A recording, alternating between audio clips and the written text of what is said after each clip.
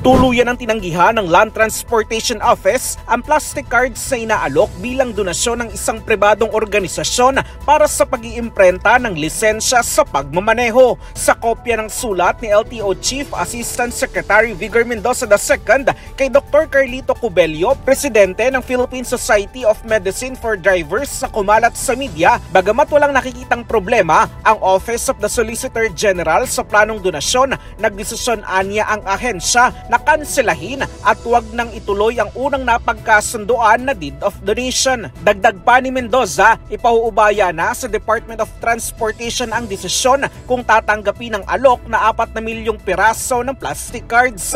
Una nang inanunsyo ng LTO na nasa 250,000 na lamang ang supply ng plastic cards ng LTO na inaasahang mauubos na sa katapusan ng Enero. At bagamat extended ang visa ng lisensya, posibleng bumalik sa papel ang driver's license para sa mga gustong mag-renew pagsapit ng Pebrero. Sa ngayon, wala pang inilalabas sa opisyal na pahayag at detalye ang LTO hinggil sa nasabing sulat.